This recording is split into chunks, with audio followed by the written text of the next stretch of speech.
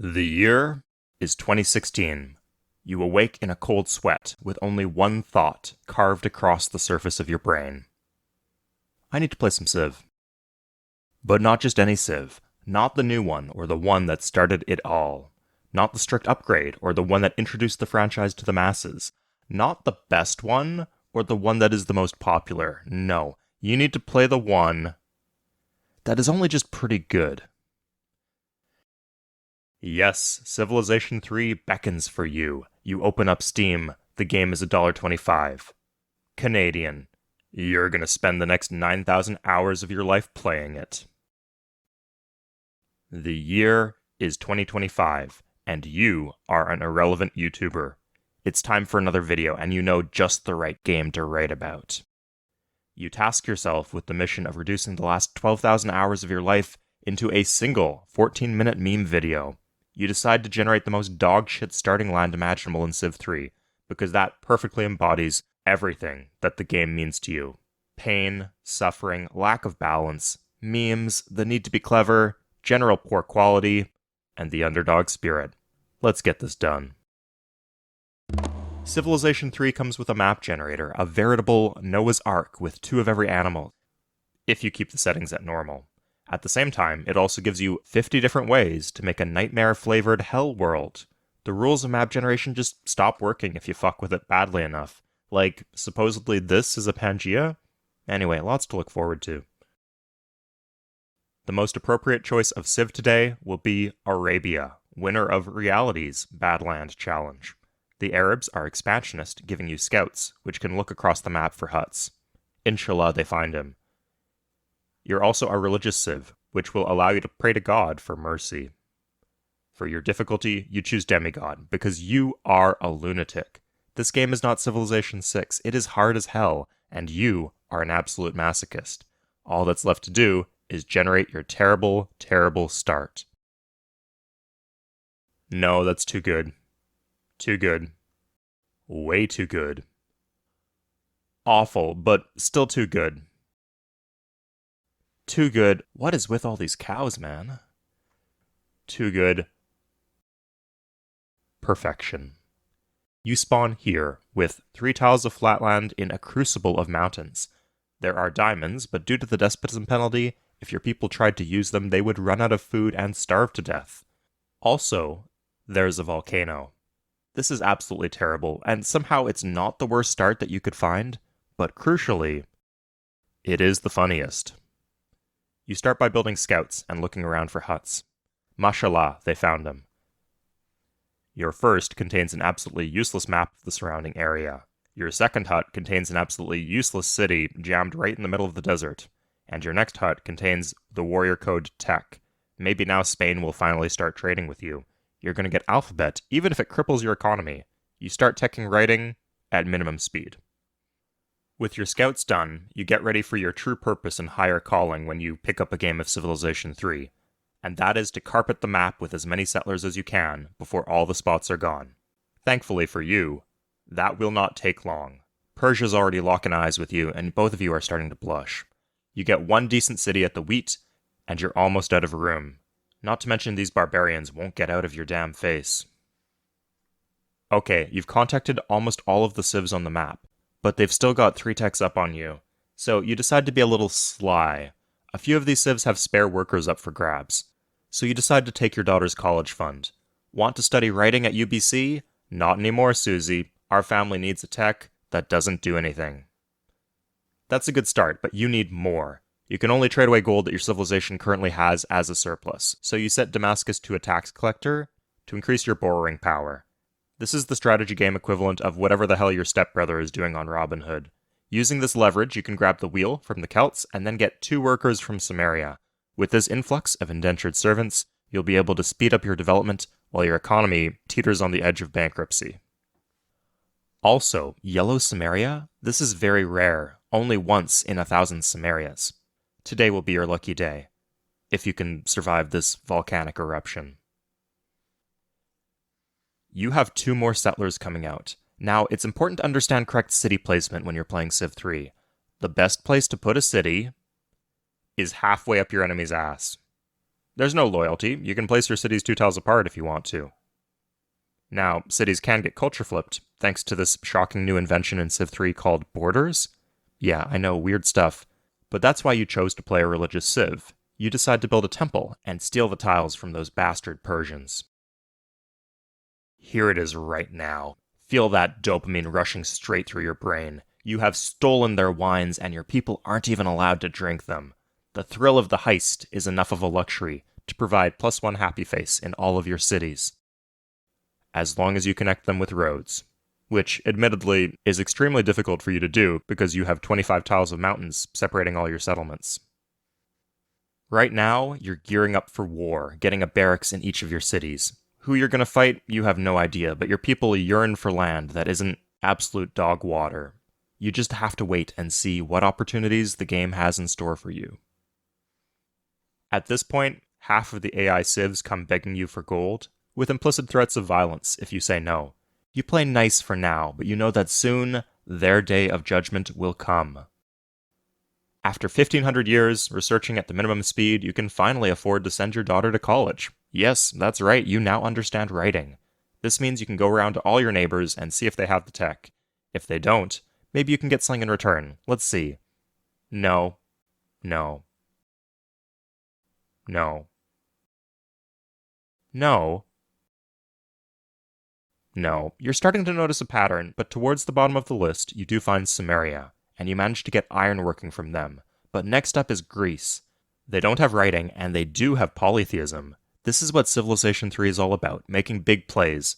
Most other civs don't have that tech, so the Greeks won't let it go for cheap. But if you got it, man, this is your shot.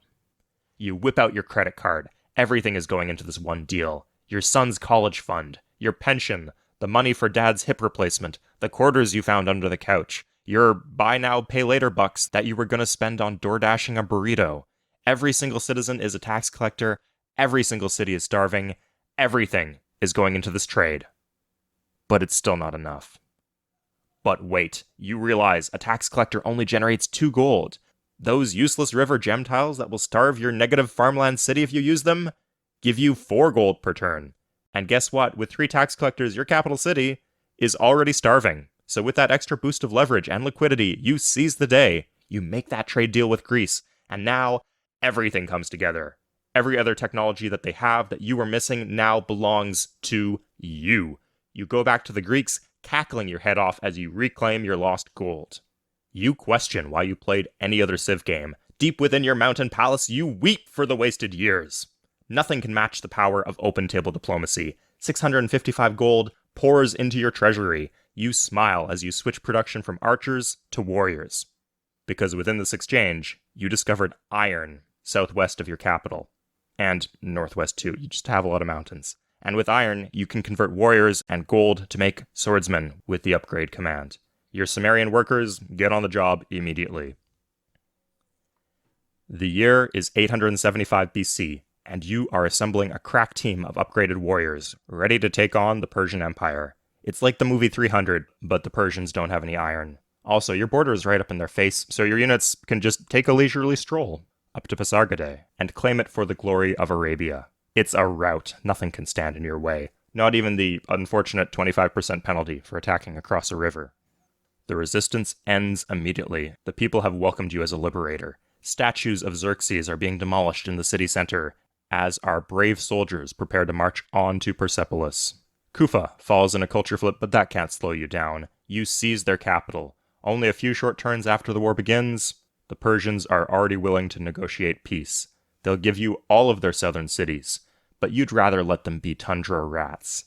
Arbela is the real prize. Your citizens have a taste for decent land, and now their thirst cannot be quenched. But the negotiations don't end here. You have your eyes on an other lucrative trade deal. You can buy literature from the Koreans. You flip that, and you use it to buy construction from the Carthaginians. With those 2 techs, you can grab code of law and currency from Samaria, and rocket your way out of the ancient era. With your economy in the toilet again, you gear up for another invasion. This time, the Arabs are going to Spain.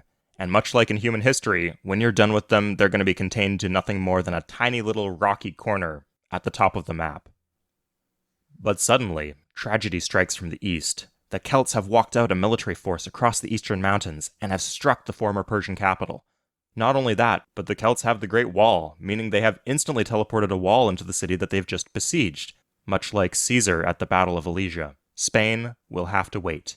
You rally the troops and give a rousing speech.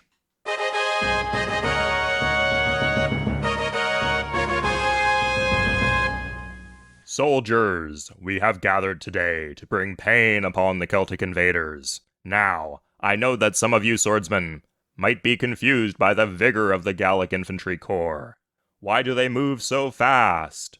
Well, it's probably because they're shirtless and covered in grease. Still, they can run, but they cannot run forever. And your general uses the most crucial tactic that all Civ 3 generals must master to push them out. Having more guys than them. But that's not you. You're not on the battlefield. You are thousands of miles away, engaging in diplomacy for the good of the nation, selling techs at bargain bin prices, picking up monarchy from the Greeks, which they overcharge you for because the AI places an extremely high value on government techs for some reason. But doing this leads to the ace up your sleeve. You see, the Persians are a scientific civ. This means that they get a free tech when they enter the new era. Also, you kicked their ass really hard, so they're light years behind you. So, if you just give them the techs they need to get to the next era, you will have first dibs on trading for whatever their free tech ends up being. Feudalism. Another government tech worth a fortune. But if you get it, it's worth a fortune to you too. You go to Carthage, and you sell them feudalism for 2,000 gold. You are now swimming in a Scrooge McDuck-sized pool of money as you prepare for the next war. And this one is just on the horizon. You see it. Once you research chivalry, you unlock the Ansar Warrior, Arabia's unique unit. Statistically the best unit in the Civilization franchise. And you can take all of the gold in your treasury and use it to upgrade your horsemen into this face-stomping 3-move death machine. Oh, looks like it's time for you to make a decision. Let's play... What government will you choose?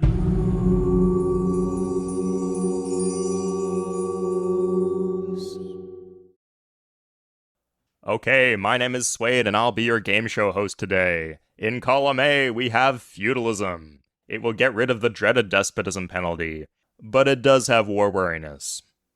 In column B, we have the noob's best friend, it's monarchy.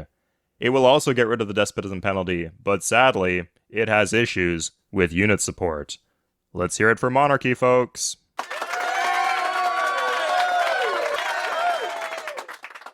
Wow, that one's going to be tough to beat. And finally, in column C, we have republic. It gets rid of the despotism penalty, it has war weariness, it has issues with unit support, but in exchange, you get lower corruption. Well, that seems like a pretty fair, what? Sorry, there's one more thing. Republic gives you the effect of the Colossus in every single city in your empire. What the fuck? Am I reading this card right? Looks like you're going Republic. And it's a 2-turn switch, since you're religious. But Suede, you say, there's war weariness. Won't that get in the way of my war plans? No, because you see, in Civ 3, war weariness only starts to stack when you start to lose cities or battles. And you have no intention of losing anything now, do you? Do you?